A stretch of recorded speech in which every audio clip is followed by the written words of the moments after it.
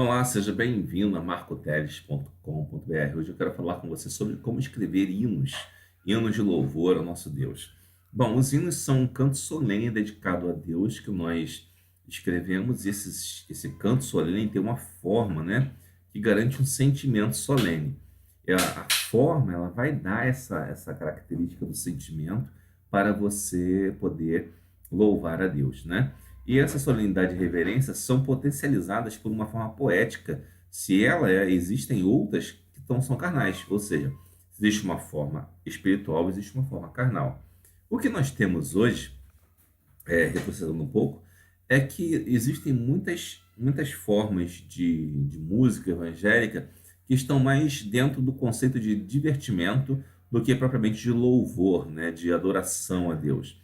E nós precisamos de pessoas que se dediquem ao verdadeiro hino de louvor a Deus. As pessoas estão abandonando os hinos e estão seguindo para o caminho do puro divertimento. Então é importante que você acorde para isso. E por isso vou fazer essa pesquisa para ver como escrever hinos evangélicos, tá? E estou trazendo aqui para vocês. Claro que hinos aqui são hinos de um modo geral, existem hinos pátrios e outros hinos também, e eles têm essa forma exatamente porque a forma diz como é importante, transfere para nós o sentimento que a letra quer dizer. E o nosso foco principal é a letra, porque nós somos um culto da palavra. Sendo que o nosso culto é um culto da palavra, devemos valorizar ao máximo a letra das músicas, dos hinos que escrevemos.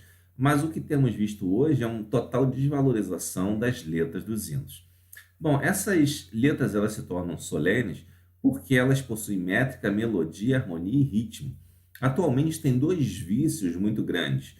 Do cara que só pensa em ritmo, tudo para ele é ritmo, e tem o outro que acha que poesia não tem regra nenhuma, que tudo é verso livre. Tá, pode ser verso livre, mas quem faz verso livre sabe muito bem as regras da poesia tradicional. Não é simplesmente eu vou escrever e vou fazer do jeito que eu quiser. Não é assim, não. A pessoa tem que saber as regras para poder, de certa forma, quebrar essas regras de forma consciente e fazer uma coisa que tenha verdadeiro valor. Portanto, não entre nessa história que dizem aí que não precisa de métrica, não precisa de melodia, não precisa de rima, não precisa de nada, não. Verso livre é mais difícil ainda do que você fazer com métrica, tá? É mais difícil o verso livre. Não é mais fácil, não é mais simples. Existem muitos versos livres que são péssimos, terríveis, horríveis, porque eles simplesmente pensam que basta apenas, sei lá, entrar num êxtase por vários caminhos diferentes e escrever um verso. Não é assim, né? E precisamos valorizar a forma no louvor, pois a forma é fundamental na expressão. As pessoas que costumam dizer que a forma não é fundamental, elas são as pessoas que mais se preocupam com a forma, sabia disso? Conheci uma pessoa que ela tinha uma ojeriza à forma no culto, achava que a formalidade não deveria existir e tal. Aí um dia eu fiz uma experiência com ela. Ela chegava para mim e falava bom dia, e eu respondia para ela, oi, tudo bem, como é que vai? Muito feliz em vê-la e tal. No outro dia, ela falava bom dia de novo. Aí eu repetia, oh, que bom que você chegou, que legal, fico muito feliz em te ver, né? Eu disse bom dia para ela, mas não disse com as palavras bom dia. Passou uma semana, mais ou menos, ela me deu uma bronca porque eu estava tratando ela mal porque eu não tinha dado bom dia. Olha, mas aí eu falei para ela, mas vem cá, você não é a pessoa que é contra a formalidade? Por que você está reclamando que eu te tratei mal? Eu não falei assim, assim, dessa forma, dessa, para você? Não que significa que eu estou te desejando um bom dia? Não é o significado que é importante, a forma não tem importância? Então por que você está reclamando de não ter falado a palavra mágica bom dia, né? Por que ela reclamou? Porque ela defendia que não queria a forma, mas ela dependia da forma. Ela contrariou a si mesma no que ela estava dizendo. Então nós precisamos da forma, do formato para fazer as coisas, até aqueles que se julgam muito avançadinhos, né? Então a forma ela é importante. E os hinos são uma forma de apresentar solenidade devido ao seu andamento, à sua métrica, e você vai ver isso mais nesse vídeo. E outra coisa que é importante também, que as pessoas não sabem o que é louvar, né? As pessoas pensam que louvar é cantar. Não, cantar é cantar. Louvar é louvar. Louvar é falar bem de Deus de forma respeitosa, né? Com respeito a Deus. Não é chamar Deus de você, por exemplo, né? Isso não é louvor. Pelo contrário, isso é abuso, né? E esse respeito deve ser mostrado também no cuidado com que as letras são escritas.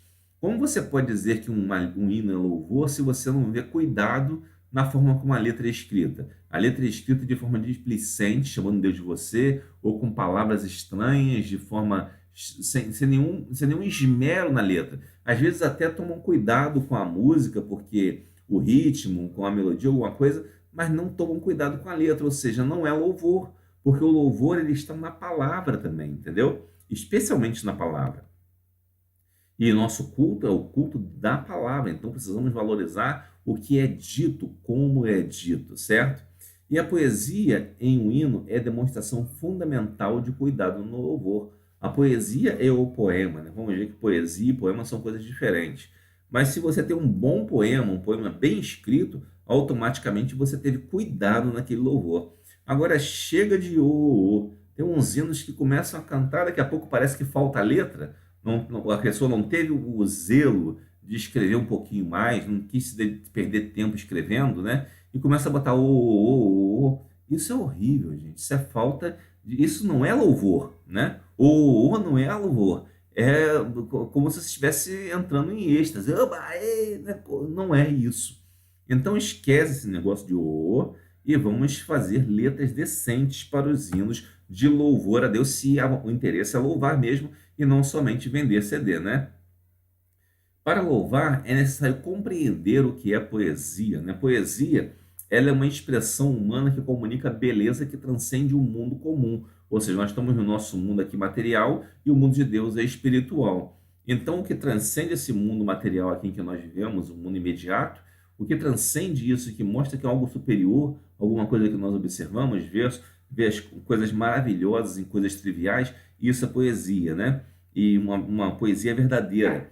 O dia, por exemplo, se você disser o dia está bonito, é uma frase comum, simples. Mas se você dizer o sol sorri para você, você está usando uma forma de dizer que o dia está bonito, mas de uma forma poética que agrada até os ouvidos de quem ouve, né? E a poesia, portanto, ela precisa existir antes do poema. Porque para você dizer o sol sorri para você, é um poema, né? Um pequeno versinho, né? Mas a poesia está em quem imaginou essa frase e disse. Então, podemos ver aí a diferença entre poema, né, e poesia, né? A poesia ela está nessas coisas. A poesia está no sol que nasce e bonito, um dia bonito. Mas existem diversas músicas sobre o dia bonito, sinfonias sobre um dia bonito, quadros maravilhosos sobre um dia bonito, né? Existem textos sobre um dia bonito. Existem várias formas de se tratar isso.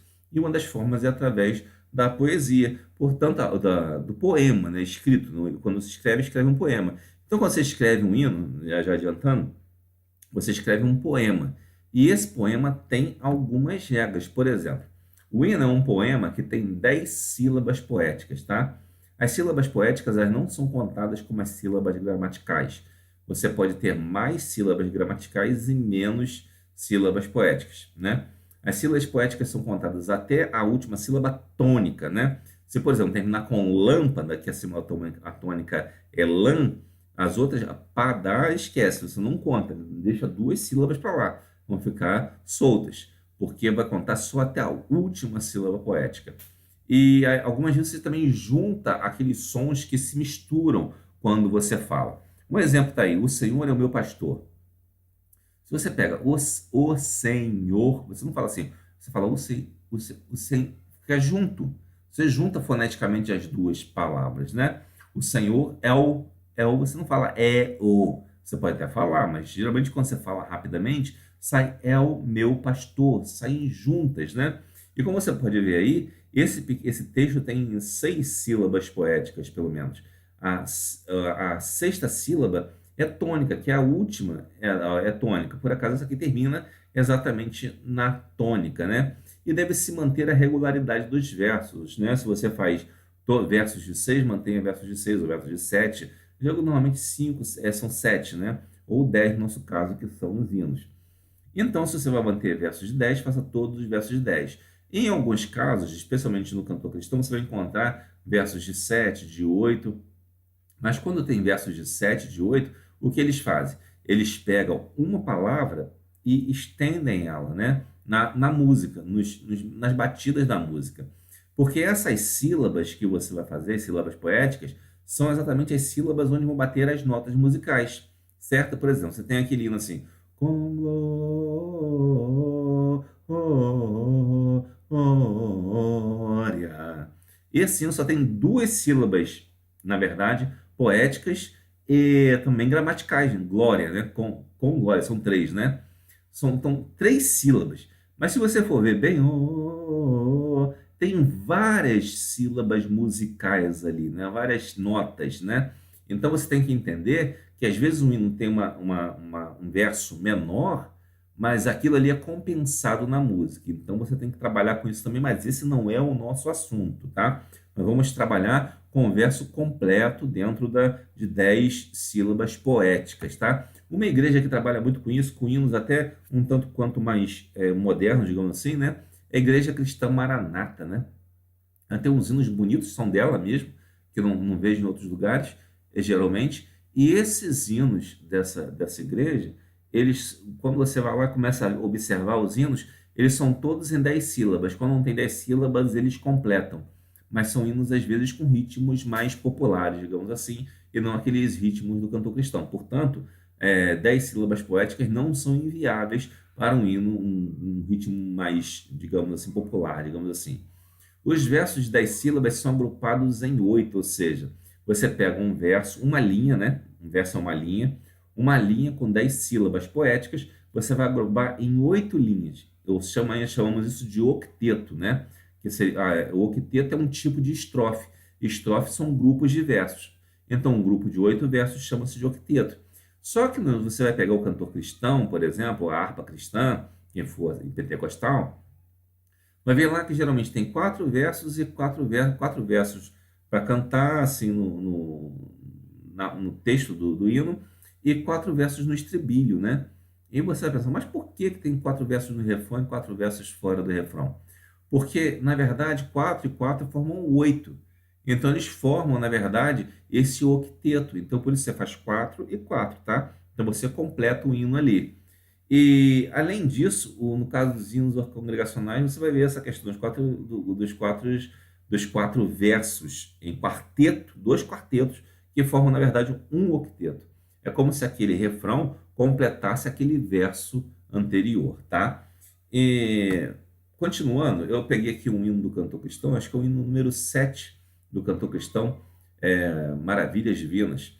Aí você vê, o Deus de amor e de imensa bondade, com voz de júbilo vinde aclamai, com o coração transbordante de graças, seu grande amor todos vinde louvai.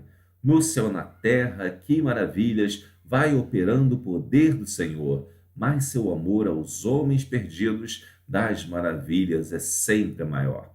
Certo? Você pode usar até o andamento de um hino como uma referência para você escrever sua letra. Claro que depois a música não vai ser a mesma, né? Por exemplo, aqui, ó, você vê a primeira linha eu dividi, né, em sílabas poéticas, e você vê ali que está em vermelho, sublinhado, a palavra da, né? Que é a última sílaba poética do primeiro verso ali, né? Dessa primeira estrofe.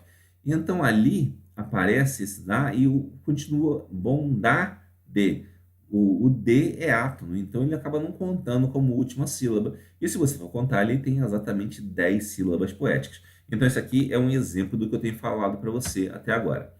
Então, para fazer isso, fazer hinos, você precisa fazer poesias antes de escrever um poema. Ou seja, você precisa meditar sobre o que você vai estudar, sobre o que você vai escrever, meditar na palavra de Deus, orar, cantar outros hinos, louvar a Deus, admirar as coisas que Deus criou, para analisar a vida e ver o que a vida tem mostrado da ação de Deus, para você se inspirar e fazer um hino, né? Veja bem o Salmo 21. O Salmo 21 diz o seguinte: Senhor é meu pastor e nada me faltará. Ele me faz repousar em pastos verdejantes. Leva-me para junto das águas de descanso, refrigera a minha alma. Guia-me pelas veredas da justiça por amor do seu nome. Ainda que eu ande pelo vale da sombra da morte, não temerei mal algum. E continua, né? Mas eu peguei só a primeira parte dele. O Senhor é meu pastor e nada me faltará. Ele me faz repousar em pastos verdejantes. Leva-me para junto das águas de descanso, refrigera minha alma. Só até aí. E fiz algumas frases que têm a ver com isso. Veja bem, o Senhor é meu pastor e nada me faltará. Essa eu achei porque achei irretocável repetir. Com ele repouso em verdes pastos. Achei que, de repente, pastagens ficaria mal entendido pelo público em geral e coloquei campos, que dá na mesma, né? E é uma palavra com uma conotação mais bonita, assim, para nós, de modo geral. E ele me mostra o oásis da vida, ele me faz repousar, me faz andar por verdes águas, em campos com águas, né? Como o Senhor meu pastor, não me falta, ele faz repousar em pastos verdejantes, leva para as águas de descanso, ou seja, e levar para junto das águas de descanso significa mostrar o oásis da vida, de uma forma diferente de dizer a coisa. Então, estou trazendo mais poesia ao texto. E refrigera a minha alma, descanso e paz sinto em minha alma. Então, coloquei um pouco mais de poesia, refleti um pouco mais nessa poesia do texto, tá? E depois a gente segue ainda aqui e vamos ver que continua pegando só a primeira palavra, nós podemos dizer, o Senhor é meu pastor e nada me faltará. E você vai trabalhar com pelo menos 4 classes de palavras, classes gramaticais de palavras, que são substantivo e verbo. Às vezes eu não sei que palavra que eu vou colocar, bota um substantivo e um verbo, tá? Porque a oração é feita basicamente com substantivo e verbo, as frases também, né? Sempre tem substantivo. Então você bota o substantivo. Você botou o substantivo, não sabe o que eu vou botar com esse substantivo, bota um adjetivo. Já é mais fácil você saber o que é um adjetivo, né? Uma qualidade. Então você dá uma qualidade. Por exemplo, o Senhor é o bom pastor. Então você já colocou uma qualidade para ele, né? E o verbo, você vai botar um advérbio, por exemplo. Seu cuidado é totalmente completo. Deu uma intensidade, diz que é completo, mas deu uma intensidade a ele, né? Então, coloquei você pode trabalhar com substantivo, adjetivo, verbo e advérbio para enriquecer, procurar as palavras que você deseja, né? Outra coisa também, se nós formos ver, estendendo mais o significado da primeira palavra, né? Eu peguei aquilo que eu escrevi lá, lembra aqui, ó, o Senhor é o bom pastor, seu cuidado é totalmente completo. Senhor, sou ovelha do seu aprisco, confio em seu cuidado, pois dependo de ti. Trouxe mais poesia. Você vai trazendo poesia, tá? Ainda não entrei no poema. Veja bem, o poema é outra coisa, no final. Você vai colocando poesia na palavra, né? E é interessante que eu estou falando para o Senhor e não para mim, né? Nunca faça hinos na primeira pessoa. Eu botei até aí com um monte de exclamação, porque as pessoas estão fazendo muito hinos na primeira pessoa, né? Diz assim, a Deus me abraça, me cuida, me abençoa, eu quero isso, eu quero aquilo. Deixa de ser mimado, cara. Escreve um hino para Deus e não para você, né? Tem pessoas que estão escrevendo um hino para si mesmas e não para Deus. Ou pegam textos da Bíblia desconexos e transformam num Frankenstein, né? Que não tem nada a ver uma coisa com a outra. Tem um hino aí, incendeia a sua noiva. São textos bíblicos, mas tudo desconecta fora do lugar, né, que não tem nada a ver, não faz sentido uma coisa com a outra. As pessoas riem daquilo e riem com razão, porque não faz sentido, tá? Está fora de razão. Então tem que ter uma lógica também o teu hino. Não basta apenas dizer coisas que estão na Bíblia como se fossem frases de ordem. Outras coisas que as pessoas fazem é isso, usar aqueles textos bíblicos como palavras de ordem. Mas olha só, louvor a Deus não é campanha política, tá? Não é militância política. Então não use textos da Bíblia como palavras de ordem. Não faça isso, né? Isso não é louvor, é petição ou exaltação pessoal até. Cuidado com isso, tá bom? Então você vê que você tem que colocar poesia, mas sempre com o Senhor em primeiro lugar. A pessoa mais importante é Deus e não você, tá? É Deus, tá? E se você for ver, estendi mais um pouquinho. Aí depois eu peguei o Senhor é meu pastor e nada me faltará. E coloquei aqui mais um pouco mais de poesia. Seja ovelha no aprisco sob os cuidados do Senhor.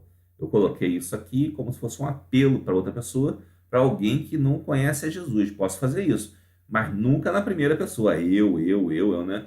Para chamar alguém para se converter, para aceitar Jesus ou falar a Jesus, é um hino que é válido. Mas esse aqui ainda não é o final, tá? Eu só fui trabalhando aí, escolhendo a melhor expressão. Isso aqui já é uma forma de trabalhar a poesia. Aí, veja bem, daqui eu separei, deu 14 sílabas poéticas, como você pode ver aí, né? Aqui deu 14 sílabas poéticas, ó. 14 sílabas poéticas.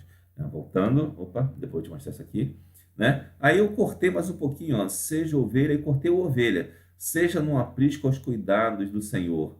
Aí já deu 12, né? Aqui precisaria complementar na palavra, no verso abaixo, mas já daria 12, né? Mas ainda não estaria bom. Seria um verso chamado de alexandrino aqui, mas não é o nosso caso. Nós queremos hinos, né? E aí eu peguei embaixo e tirei o seja, eu coloquei um se, uma condicional, se no aprisco cuidadoso pastor. Eu poderia complementar num verso abaixo, né? Então aqui você já chega a colocar 10 sílabas. E você vê que aqui não há muita alteração de sentido. Ó. Seja ovelha no aprisco sob os cuidados do Senhor. Se no aprisco cuidadoso pastor. Até ficou mais bonito, até mais interessante, porque eu cortei o que era desnecessário e deixei só o necessário que soasse bem também, porque o poema é fazer com que a poesia soe bem, porque a poesia ela soa bem pelo significado, mas o poema soa bem na forma, tá? Então é isso que a gente vai fazer. Eu vou mostrar agora como ficou, né? Se no aprisco te cuida o pastor. Lembra que eu peguei aquelas questões todas? Vamos voltar lá, ó. Ó, Senhor, sou ovelha do seu aprisco, confio no seu cuidado, pois dependo de ti. Aqui, seja ovelha no aprisco sob os cuidados do Senhor. Escrevi isso e cheguei aqui, se no aprisco te cuida o pastor. Veja bem que interessante, né? Mudou tudo, né? Mudou a ordem, mudou tudo, porque você vai trabalhando e melhorando a letra, né? E mudei um pouco a ordem das palavras também, que a gente também pode usar isso no português, não no português coloquial, mas no português poético pode usar, né? E as outras frases, os outros versos embaixo, fiz a mesma coisa, só não mostrei aqui para você, mostrei só o processo do de cima, né? Do primeiro verso. E então ficou assim a nossa estrofe, que é o conjunto de versos, o nosso quarteto, né? 4 versos. Se no aprisco te cuido, pastor, sendo zeloso sem nada faltar, retorna agora, rejeita mais dor, Deus poderoso garante lugar. E eu poderia trazer já uma música para ele, né? Eu vou pegar aquela No Céu e na Terra, que maravilhas, né? Maravilhas divinas do cantor cristão. Se no aprisco te cuido, pastor, sendo zeloso, sem nada faltar, retorna agora, rejeita mais dor, Deus poderoso garante lugar. Percebeu? Encaixou. Claro que não vai usar a mesma música, embora até possa, né? Em tempo para você louvar, você pode mudar a letra, fazer um cantor com outra, pegar as hinos do cantor cristão e fazer outras letras, porque aquelas melodias são de domínio público, tá? Então você pode fazer isso. Pelo menos a maioria ali são de domínio público. Então seria uma possibilidade. A outra é você pegar isso e dar para o músico botar música nessa letra, mas aí já é outra história, é para quem manja de música. Eu fiz isso, não estou dizendo aqui que eu sou um grande poeta, nada disso. Eu fiz apenas uma pesquisa para ajudar aqueles cristãos evangélicos, verdadeiros servos de Deus, que estão preocupados com a poesia dos hinos e que querem um hino de qualidade para louvar a Deus, saber como fazer, tá? Espero que eu tenha ajudado, que você tenha aprendido e que isso tenha sido uma bênção para você. Que Deus o abençoe e que tudo possa correr bem na sua vida. Amém.